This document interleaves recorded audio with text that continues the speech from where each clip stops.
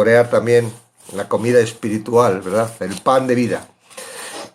Primera de Tesalonicenses 2, del versículo 13 al 20. Por lo cual también nosotros sin cesar damos gracias a Dios de que cuando recibisteis la palabra de Dios que oísteis de nosotros, la recibisteis no como palabra de hombres, sino según es en verdad la palabra de Dios, la cual actúa en vosotros los creyentes. Porque vosotros, hermanos, vinisteis a ser imitadores de las iglesias de Dios en Cristo Jesús que están en Judea, pues habéis padecido de los de vuestra propia nación las mismas cosas que ellas padecieron los justos, los cuales mataron al Señor Jesús y a sus propios profetas, y a nosotros nos expulsaron y no agradan a Dios y se oponen a todos los hombres, impidiéndonos hablar a los gentiles para que éstos se salven. Así colman ellos siempre la medida de sus pecados, pues vino sobre ellos la ira hasta el extremo. Pero nosotros, hermanos, separados de vosotros por un poco de tiempo de vista, pero no de corazón, tanto más procuramos con mucho deseo ver vuestro rostro, por lo cual quisimos ir a vosotros, yo Pablo ciertamente una y otra vez, pero Satanás nos estorbó. Porque ¿cuál es nuestra esperanza o gozo o corona de que me gloríe? ¿No lo sois vosotros delante de nuestro Señor Jesucristo en su venida? Vosotros sois nuestra gloria y gozo. Amén.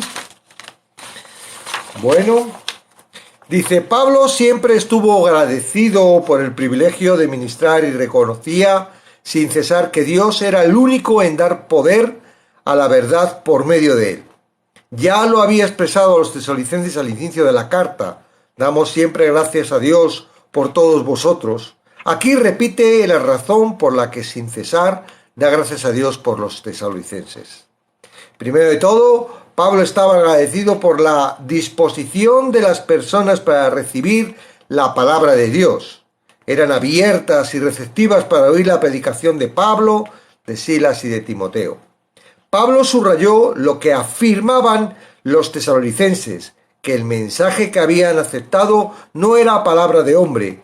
Quienes recibieron las cartas de Pablo sabían que sus enseñanzas eran de Dios.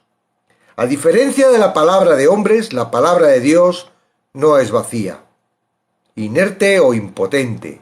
La palabra de Dios siempre actúa llevando a cabo su propósito en las vidas de los creyentes. Las Escrituras obran en favor de los creyentes de varias formas. Los salva, los santifica, los madura, los libera, los perfecciona, los aconseja, los edifica, les asegura el éxito espiritual y les da esperanza. Los tesalonicenses progresaron espiritualmente porque creyeron para salvación en el mensaje de la cruz, y tal creencia afectó poderosamente a sus vidas diarias.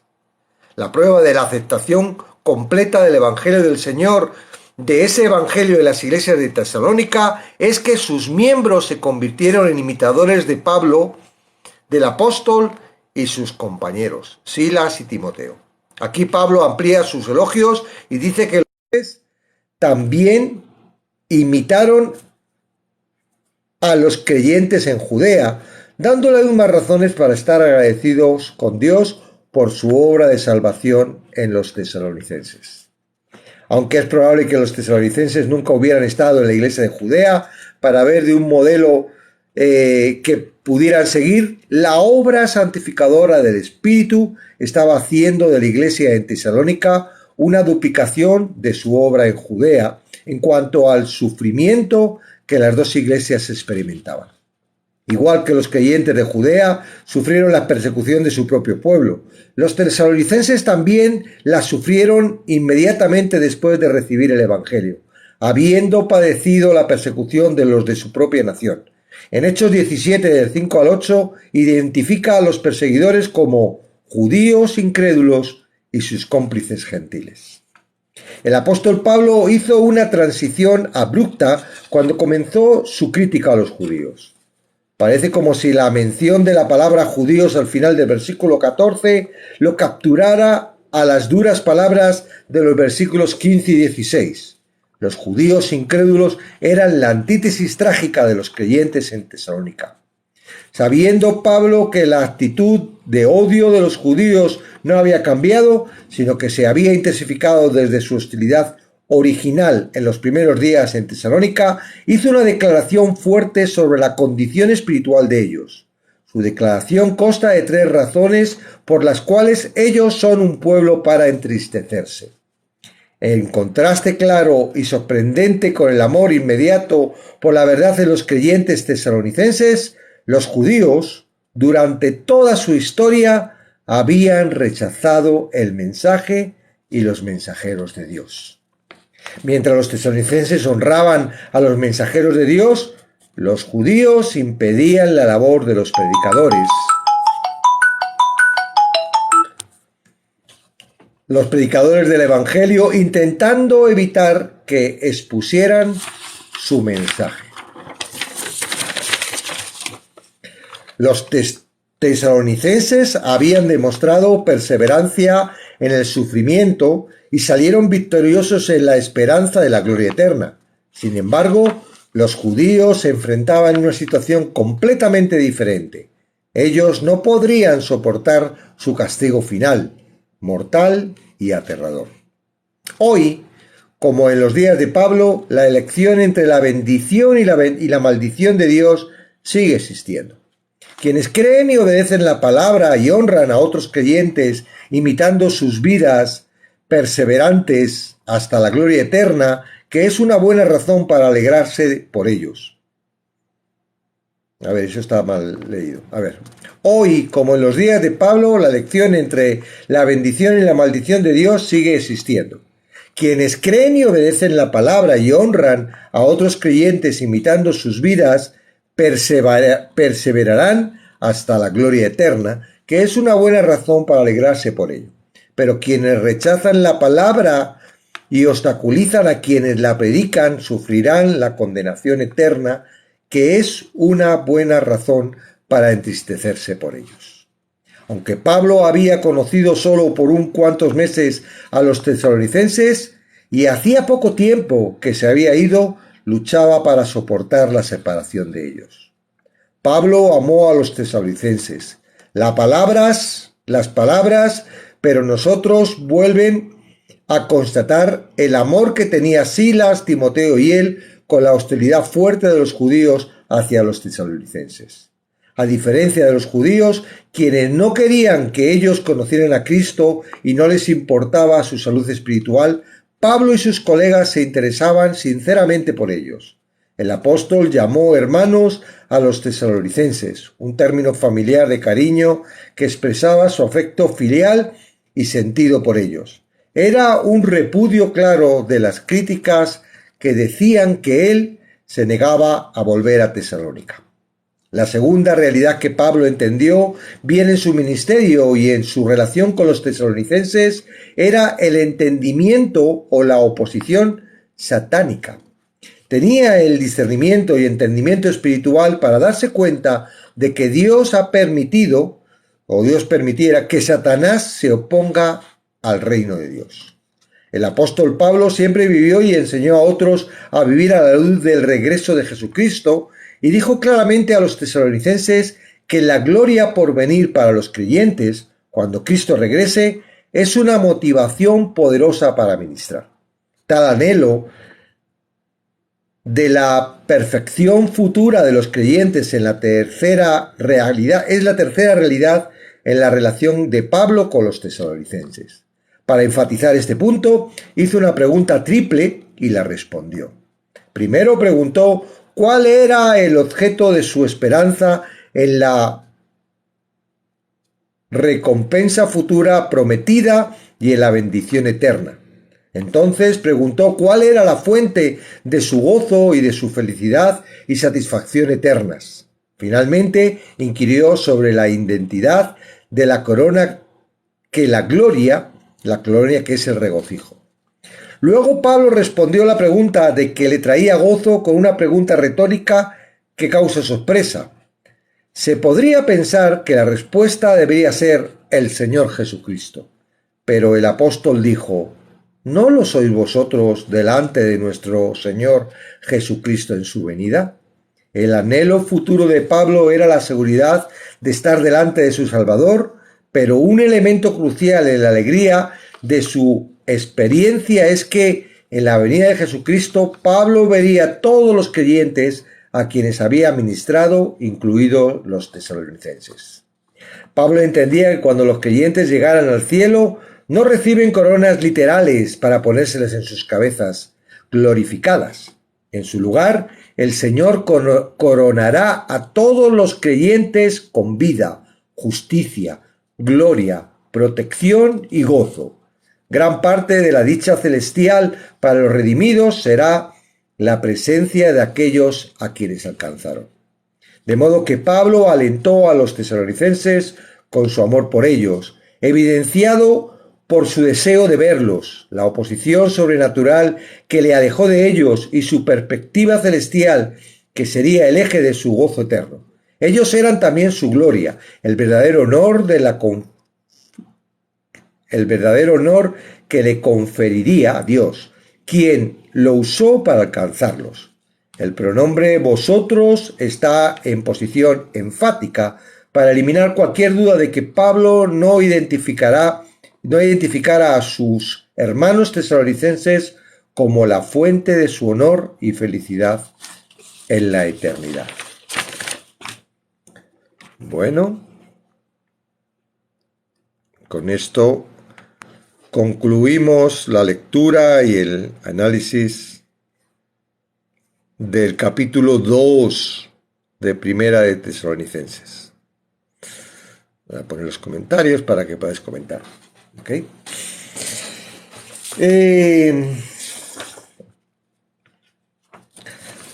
Cosas que podemos rescatar. Bueno, primero que no depende, ¿verdad?, de nosotros. Ahí hemos dicho y hemos repetido una frase. Dice: quienes creen y obedecen la palabra y honran a otros creyentes imitando sus vidas, perseverarán hasta la gloria eterna. Esto, aclarar que esto es algo natural en todos aquellos que han sido alcanzados por el Evangelio, ¿ok? Es importante, ¿no? Siempre lo remarcamos porque sabemos que hay un Evangelio que está... no me gusta decir corrupto porque parece como que estamos, ¿no? No, es incompleto, es un evangelio incompleto que a veces nos hace centrarnos la atención en nosotros y en nuestras fuerzas cuando realmente la atención y las fuerzas son las de Él, ¿verdad? Entonces, digo, hay un evento que ocurre de estar separado de Dios por nuestros delitos y pecados, ¿verdad? Totalmente apartados de Dios, aunque, bueno, vemos constantemente personas de este tipo que aún no creyendo en Dios, cuando necesitan se ponen a hacer oraciones a Dios y piden a Dios y hoy creen y mañana no creen, pero realmente están todavía sin ser alcanzados. El evento, digamos, que muestra que una persona ha entrado al reino de los cielos es lo que Jesús le dijo a Nicodemo, ¿verdad? Es imposible entrar al reino de los cielos si no naces de nuevo. Y claramente no está hablando de un nacimiento físico, está hablando de un nacimiento espiritual. Ese evento, el nacimiento espiritual, no depende de nosotros, depende absolutamente de Dios y es lo que se tiene que producir, ¿verdad? No es algo que una persona pueda producir, pero es algo que Dios lleva a la persona para que se produzca. ¿Ok? Entonces, bueno, síntomas, yo digo síntomas de una persona que está a punto de dar a luz o de ser parido espiritualmente, podríamos hablar así a términos coloquiales que nos pudiéramos entender. Síntomas, pues que ha perdido toda su fuerza, ha perdido casi toda su esperanza, ya reconoce que él no puede hacer absolutamente nada, entiende, ¿verdad?, que está separado de Dios, que el pecado que mora en él no puede pagarlo nada más que con la muerte y que necesita de alguna forma la misericordia de Dios que le alcance porque por su propia cuenta no podría hacer nada. Esa es la posición de una persona, digamos, que podríamos decir, wow, está a puntito de entender el Evangelio, la buena noticia. Y la buena noticia no es que, bueno, no te preocupes, Dios ha muerto por tu pecado, ahora deja de pecar, deja de... Eso no es la buena noticia.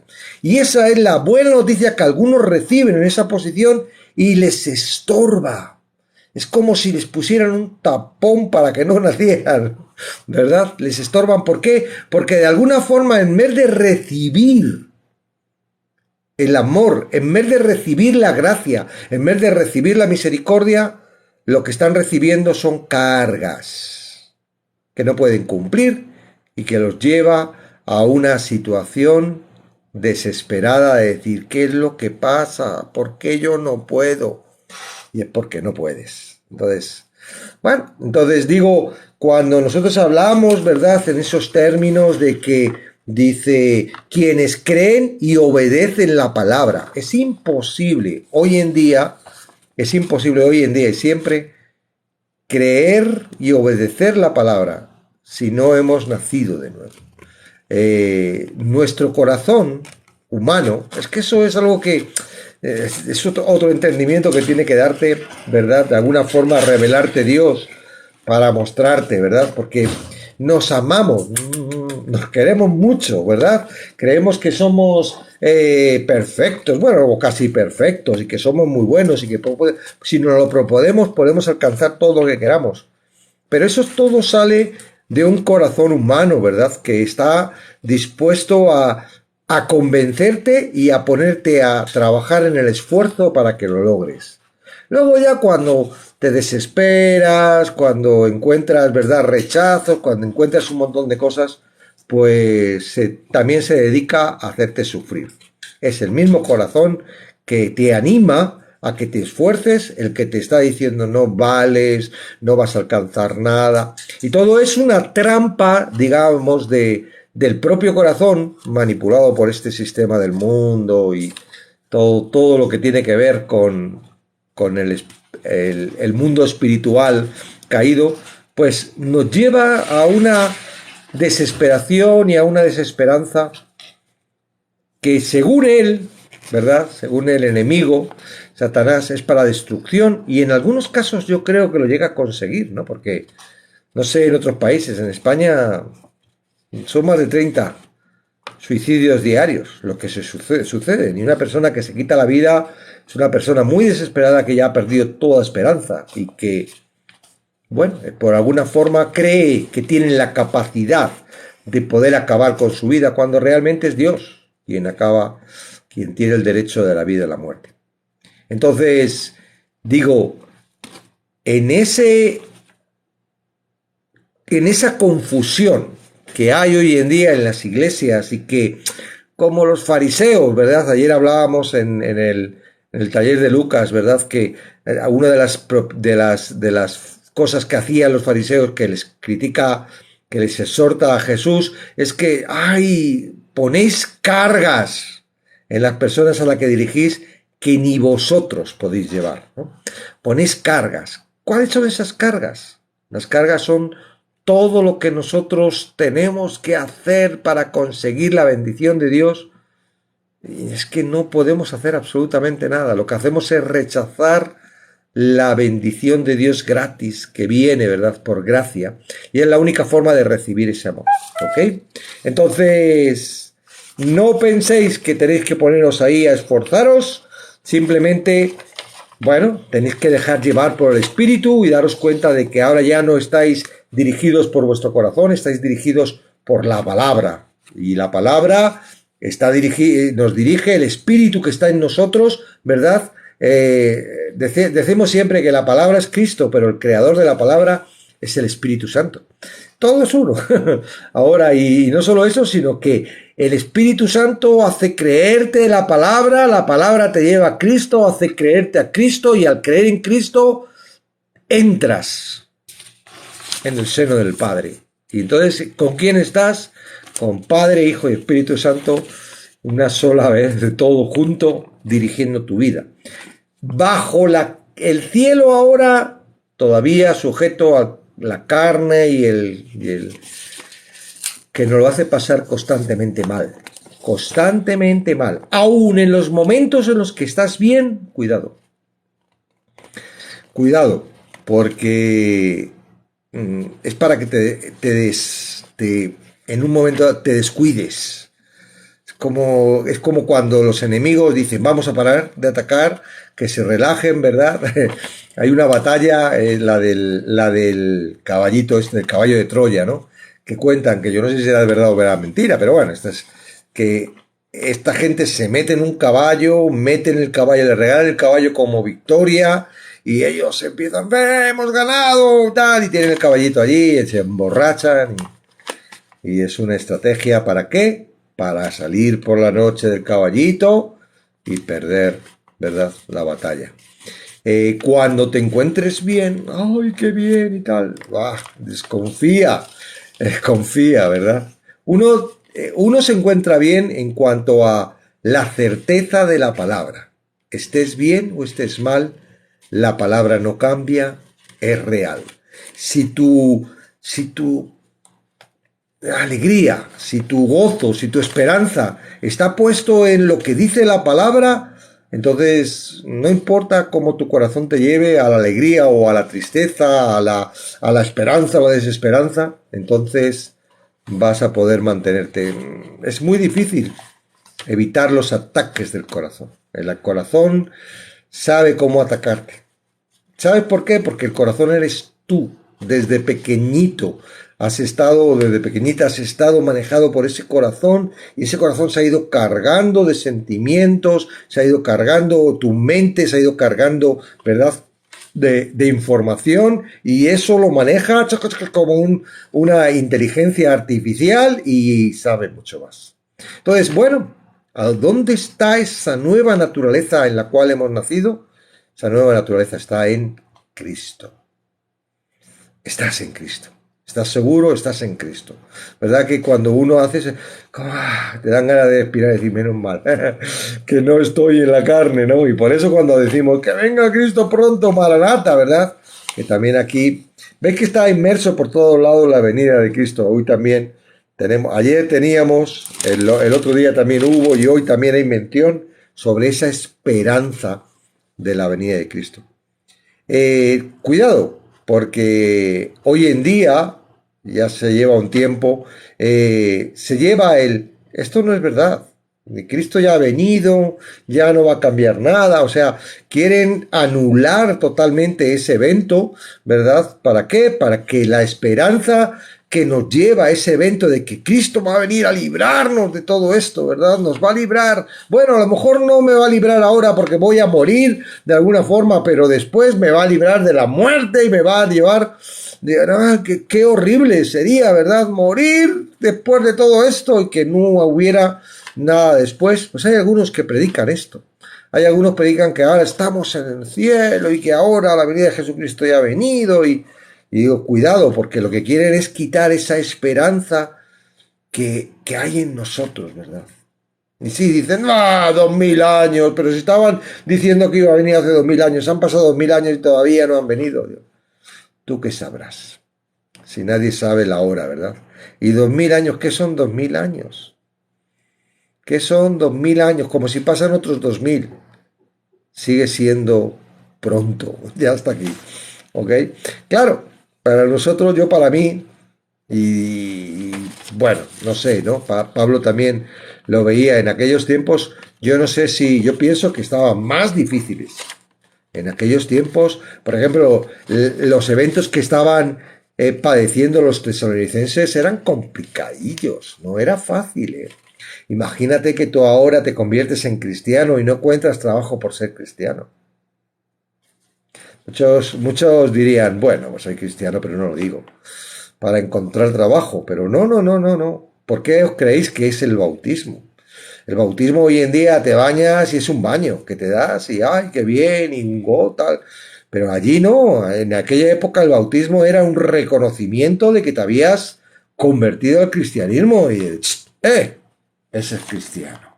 El testimonio, o sea, tú cuando ibas a bañarte, a darte el bañito del bautismo, sabías claramente de que te quedabas sin ningún tipo de privilegio.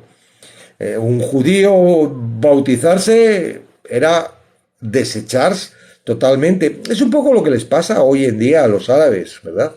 Que se convierten al cristianismo. Sus familias no lo aceptan, le separan y están amenazados, ¿verdad? Pues esto pasaba en aquella época en los tesalonicenses. Y no solo pasaba, sino imagínate que tenían un poder. Ellos y los romanos que estaban en contra de él, tenían un poder. Las iglesias, ibas tú a abrir una iglesia, sí, sí. Una iglesia y vas a poner un cartelito ahí. La iglesia de Cristo de Tesalónica. Sí, sí, ya, ya. Que te lo has creído. Ahí venían, pero vamos, si no venían los judíos, venían los romanos, si no venían los gentiles, los paganos, y allí no. Entonces, era complicado. Entonces, en ellos, y vais a ver que las preguntas que tiene los tesalonicenses en la segunda carta que manda Pablo, es un poco por esa confusión. Porque digo, pero vamos a ver, ¿esto es la tribulación? ¿No viene Jesucristo a rescatar a la iglesia antes de la tribulación? O sea, el conflicto que tenían los tesalonicenses es que estaban pasándolas tan graves que en un momento dado decía, oye, hemos entrado en la tribulación, nos hemos quedado aquí, a ver si ya ha venido Cristo, se ha llevado aquí y nosotros nos hemos quedado. Eso es lo que pensaban, porque ellos tenían muy claro, y vais a ver que en la primera carta a los tesalonicenses, la que estamos estudiando, lo deja clarito, que Cristo, el primer evento es que Cristo viene a por la iglesia. Y después la tribulación. Y después Cristo viene en el juicio, ¿verdad? Para el milenio y ahí después de ese milenio, que sean 1000 años, sean los años que sean, no lo sabemos porque pues viene el juicio final y se acabó esto y adiós Biblia. Ya no necesitamos Biblia ni nosotros ni ellos porque se acaba todo ahí. Entonces digo, estaban pasándolo mal. Entonces digo, no sé si estaban pasándolo peor o que yo creo que lo pasaban peor que nosotros. Ayer estaba leyendo un libro que habla sobre todos los eventos, ¿verdad? Y todos los pasajes que la Biblia trata los dos eventos de la venida. Porque el problema es eso, que tú puedes confundir, ¿verdad? Que Cristo venga por la iglesia a que Cristo venga con la iglesia. Es distinto, son dos eventos. Entonces, el primer evento es, Él viene, pero nos espera en el cielo. No llega a bajar, no es algo visible para todo el mundo. La segunda venida es visible para todo el mundo y lo dice clarito. Entonces dice, hay un pequeño conflicto que suele haber en todas las palabras proféticas que tienen que ver con esto, que las dos venidas está como expresado y están metidas dentro. Ya pasó en el Antiguo Testamento, por esto la gente pensaba que Cristo venía una vez y punto, porque está expresado desde el mismo momento que Cristo vendría, padecería, pero luego continúa con que va a tener victoria, y entonces ellos pensaban que ellos venían, por eso que estaban esperando un Mesías que librara a los romanos, que se proclamaran rey. No estaban pensando que estos fueran dos eventos diferentes. Cuando Jesús los habló en el monte frente al templo, que le preguntaron, él había pasado por el templo y había dicho, oye, ¿cuándo será lo que has dicho? Que se van a destruir el templo, porque ellos veían un templo maravilloso, había construido el Herodes ahí un templo que toda una cara del templo era con piedras preciosas y oro incrustado. En realidad los romanos cuando vinieron, Tito, lo destruyeron porque sacaron todos sus materiales. No fue por simplemente tirarlo, sino se llevaron todo el oro, todas las piedras de oro, lo llevaron. Era el botín de aquella batalla, ¿no? En los años 70. Entonces, ahí él está explicando dos preguntas. ¿Cuándo será lo que has dicho? ¿Y qué señal es el fin del tiempo? ¿Entiendes? Entonces, si tú ves todo un evento, pues entonces dices, Cristo viene y entonces va a haber mucha dificultad y entonces luego el sol y la luna, todos los eventos. Pero si lo tratas como trataron en la antigüedad las profecías de la venida de Cristo, te das cuenta de que una parte está cumplida, queda la segunda parte. ¿Ok? Entonces, la esperanza, ¿verdad? La esperanza de todo creyente que no es fácil, porque bienaventurados, decíamos una de las veces, no sé cuándo, en el curso de Lucas, que la persecución es un síntoma de que estás en Cristo. Satanás no persigue a los suyos. Satanás no se divide a sí mismo.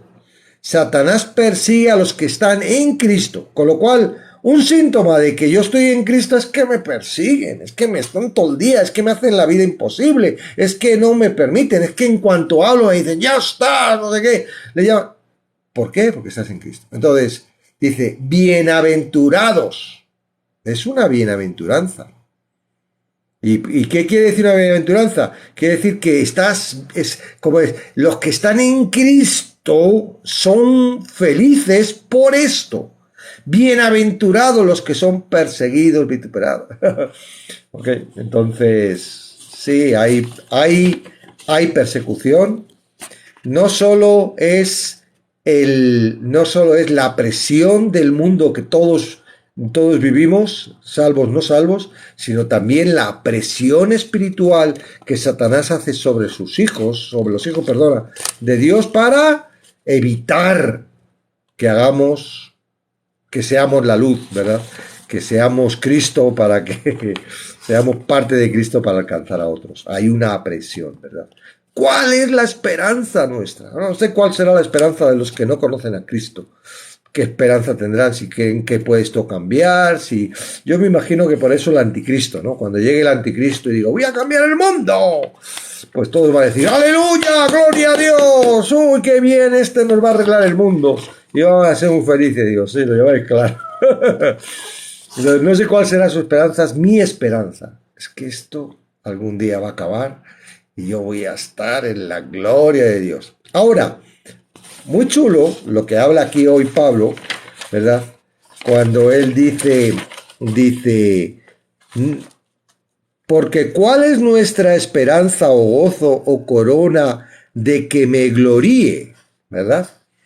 Y la respuesta, porque si yo lo tengo, si no ves más allá, pues parece como dice Jesucristo, ¿verdad? Ahora, para Pablo, agrega, no solo Jesucristo, ¿verdad? Dice, ¿no lo sois vosotros delante de nuestro Señor Jesucristo en su venida?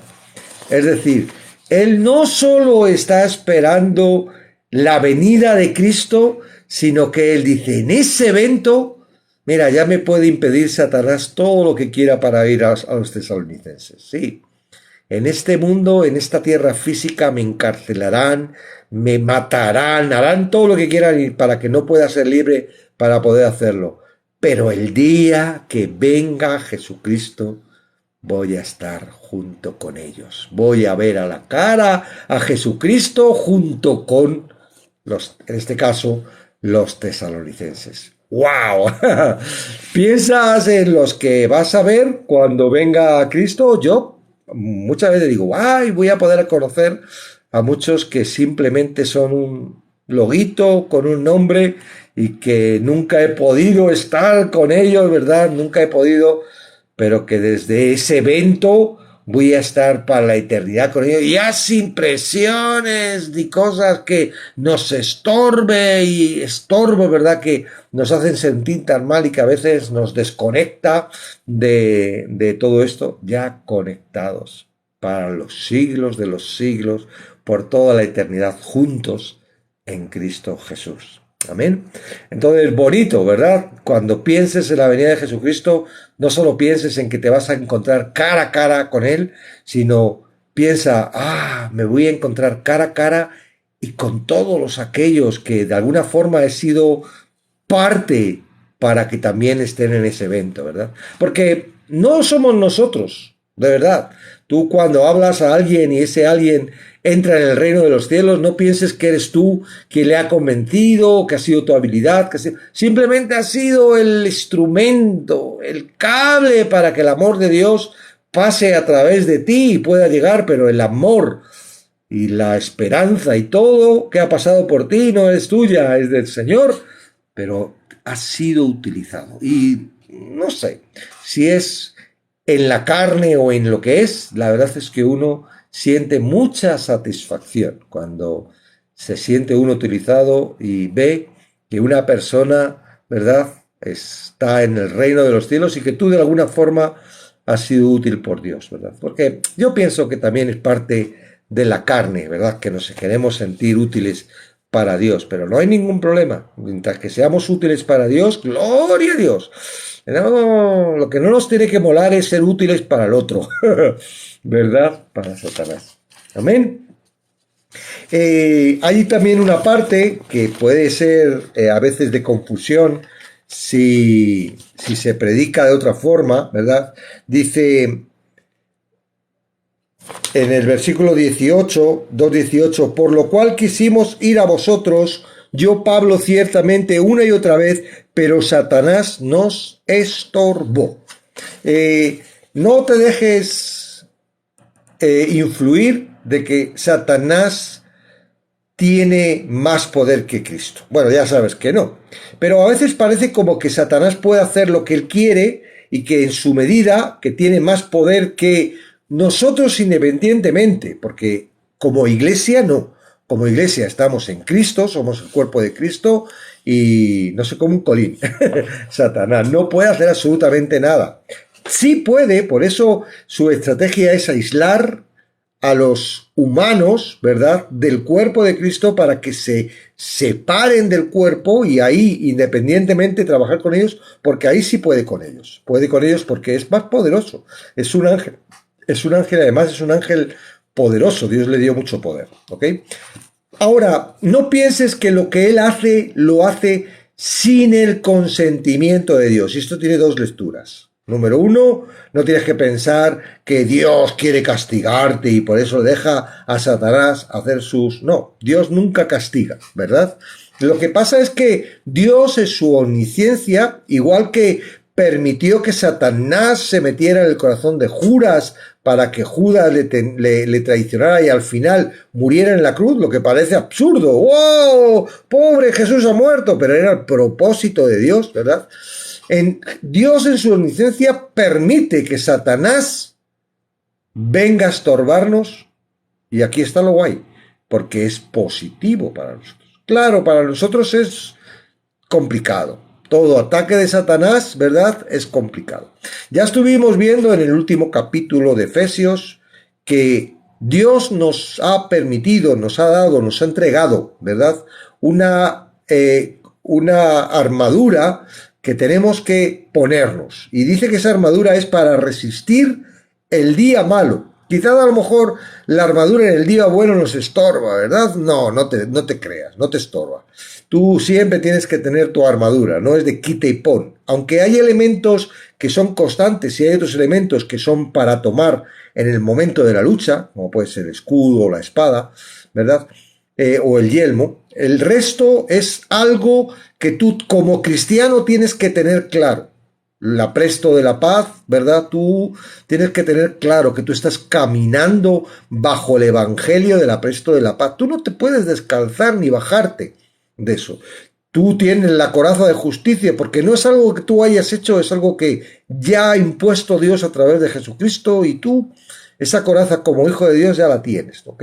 Entonces, ahora, ser consciente, ¿verdad?, en el día malo de la protección que yo tengo es interesante, porque no es que te la puedas poner o quitar, es que puede ser que estés indefenso y Satanás quiera engañarte y no te va a quitar la salvación, porque no te puede quitar la salvación Satanás, pero sí te va a meter en un estado, ¿verdad?, de desesperación, de tristeza, de agonía. Yo lo llamo tinieblas, que vas a perder la conexión con Dios, y uno cuando pierde la conexión con Dios, ¿verdad?, pues es como tú puedes estar en amor o puedes estar en temor. ¿Ok? Pues cuando pierdes la conexión de Dios ya no estás bajo el amor, recibiendo amor, ¡ay, qué bien amor!, sino que estás bajo el temor y entonces ya lo que tienes es miedo y mucha presión. Entonces, Dios nos entregó esa armadura a todo creyente, ¿para qué? Para resistir el día malo, para que al final al final del momento, es como los inviernos no son eternos, ¿verdad? Ni las tormentas son eternas. El día malo termine, estés firme, no estés derrotado, no estés ahí, ay, ayúdame a levantarme. No, no, estés firme, esa es la... ¿Ok? Entonces, Satanás no tiene capacidad por su propia cuenta de impedir nada. Todo, si ha venido Satanás, ¿verdad? Es como cuando esta mañana estaba meditando sobre eso, ¿no? Cuando dice, ay, tengo un aguijón, ¿verdad? Que 3 veces le he pedido, decía Pablo, y Dios me ha dicho, bástate mi gracia, ¿no? Y él dice, el aguijón era un emisario de Satanás que venía y le abofeteaba. Decía, ay, él es consciente de que Dios está permitiendo ¿para qué? Pablo, para que no te enaltezcas, porque si te enalteces, no vas a poder serme útil. Y yo quiero que tú me seas útil, Pablo. ¿De qué me sirve un Pablo enaltecido? Entonces tengo que permitir que ese emisario de Satanás venga y te bafotee, sí, te siente mal, pero eso te recuerda que eres débil y que tu debilidad es mi fortaleza, porque cuando tú eres débil, yo soy fuerte. Ya no eres tú, ni tus fuerzas, ni lo que crees que tú eres, ahora soy yo en ti. No vas a estar fuera, no vas a hacer las cosas por tu propia cuenta, no van a poder utilizarte, ¿verdad? Tu mente y tu corazón, soy yo quien te utiliza. Amén. Entonces, no pienses que Satanás viene por su propia cuenta y ha burlado a Dios. A Dios nadie lo puede burlar. Dios es poderoso, es todo. ¿Tú sabes lo que significa todo? Todo, no queda nada, no queda nada, todo poderoso. Entonces no hay nada que se le escape a Dios. Y si Satanás está llegando a tu vida y te está tentando, te está machacando, te está ahí haciendo de las suyas, tú tienes que decir, esto Dios lo está permitiendo por un motivo que es para bien, quizás a lo mejor no lo entienda, pero no me voy a centrar en, ¡ay, Señor, que me estás ahí! ¡Satanás, quítamelo! No, me voy a centrar en que Dios lo ha permitido y algo bueno tiene para mí. Amén. Sí, lo pasas mal, porque se pasa mal, pero es distinto estar luchando contra lo que Dios te está mandando a tener entendimiento. No, quien lucha es Él por mí. Si lo ha permitido, algo tiene. Amén. Y poca cosa más. Las 3, si queréis comentar, dice que sabiendo Pablo que la actitud y odio de los judíos no había cambiado, él habla que lo mismo que estaba soportando la iglesia de Judea, estaba soportando la iglesia de Tesalónica, y eran sitios distintos, no era no era Israel, no era, ¿verdad? No era Jerusalén, era en Grecia. Bueno, los tesalonicenses era en otro lado, ¿no? Entonces, aquí dice, sabiendo Pablo que la actitud de odio de los judíos no había cambiado, sino que había intensificado desde su hostilidad original en los primeros días en Tesalónica, hizo una declaración fuerte sobre la condición espiritual de ellos, porque los acusa, ¿verdad?, de haberlos matado a Jesucristo. Su declaración consta de 3 razones por las cuales ellos son un pueblo para entristecerse. Está hablando del pueblo judío. La primera es que habían rechazado el mensaje y los mensajeros de Dios. Por lo que sea, ellos tienen la posibilidad, ¿verdad? Son el pueblo elegido por Dios y dice Dios, vais a ser los que vais a llevar el evangelio a los gentiles. Pero esto no lo quisieron entender. Sí entendieron de que no tenían que unirse a los pueblos de alrededor y pillaron un odio terrible, lo hicieron a su forma porque con algunos lo hicieron, con otros no, al final no desecharon a todos los pueblos y al final tampoco querían ser testimonio para los gentiles, ¿verdad? Entonces habían rechazado desde ya, no solo cuando en Cristo, anteriormente, desde ya habían rechazado el mensaje y los mensajeros de Dios. La segunda, los judíos impedían la labor de los predicadores. Estaban totalmente, ¿verdad?, del evangelio. Estaban totalmente impidiendo que el evangelio pudiera extenderse. Y el tercero es que no pudieron soportar su castigo final. Bueno, pues es de tristeza para todos nosotros, pero tampoco podemos hacer nada nosotros, tan solo llevar la palabra y ser lo que Dios quiera de parte de nosotros. Somos su cuerpo, tenemos la esperanza, ¿verdad?, de que va a venir a por nosotros, vamos a estar con Él, bajo la tierra, todavía tenemos nuestra misión. A veces uno quiere ser muy útil, bueno, dependiendo de las personas. Yo, por ejemplo, siempre he sido muy queriente de llamar la atención y a veces la falta de éxito me ponía triste y me pone todavía triste, pero eso yo entiendo que es bajo mi corazón, ¿no? Y mi consuelo es, bueno, no depende de lo que yo quiera o es de lo que Dios quiere. Hay personas, ¿verdad?, que a través del Espíritu Santo y eso alcanzan a muchas personas. Hay otras que pues no alcanzan a muchas, pero ¿qué tiene que ver? ¿Lo tengo que ver yo como mi valía o tiene que ver el propósito, ¿verdad?, y la soberanía de Dios? Entonces, bueno, aunque queremos alcanzar a muchos, el propósito es de Dios, ¿verdad?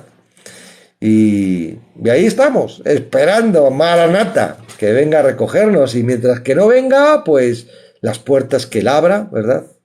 Las circunstancias que, como a Pablo, porque Pablo quería ir a los tesalonicenses. Su afán era ir y, ay, que no sé, pobre, uy, estos que poco tiempo estuve con ellos, tengo que darles fuerzas, tengo que enseñarles más, tengo que... Pablo, no vas a ir. Ay, pues si no voy a escribirle. Gloria a Dios. Gracias a eso tenemos las dos cartas, primera y segunda de Tesalonicenses, porque Satanás impidió que pudiera ir. Porque si no, todo esto que lo tiene por carta, lo hubiera dicho personalmente y nosotros hoy en día no podríamos gozar de ello. Amén. Entonces, todo lo que pasa bajo el cielo tiene un propósito de Dios y es para bien a los que le aman. No penséis que Dios también hace que las personas se condenen. No, Él nunca va a permitir eso. Él siempre quiere que todo el mundo venga al arrepentimiento. Venga al arrepentimiento. Y el arrepentimiento lo provee Él. Pero de alguna forma tú tienes que alcanzarlo. Es como, yo te voy a dar esto, pero si tú no lo coges, por mucho que yo quiera dártelo, no lo vas a recibir. No te cuesta nada, pero no lo coges, lo rechazas. Tu duro corazón, tu mente, de alguna forma estás rechazando lo que te estoy dando por amor. No, me lo das para algo, algún interés tiene. No, deja, yo soy más listo y no voy a dejar caer ese. Que no, que te lo doy por amor. Entonces, bueno, ahí está. Hay cosas que no vamos a poder llegar a entender, ¿verdad? Y que nos gustaría entender, pero que no vamos a llegar a entender.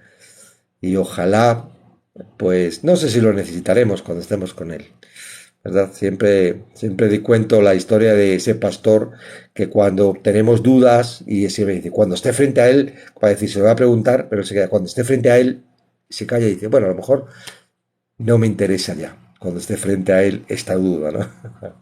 A lo mejor no. En realidad ya lo sabemos todos, en espíritu, porque el Espíritu Santo está con nosotros y Él que es el que tiene que saber todo. Nosotros no tenemos por qué saberlo todo. Nuestra cabeza cambia las cosas, ¿verdad?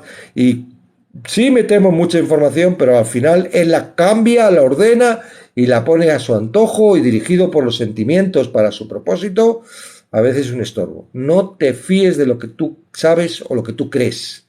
Fíate de la palabra.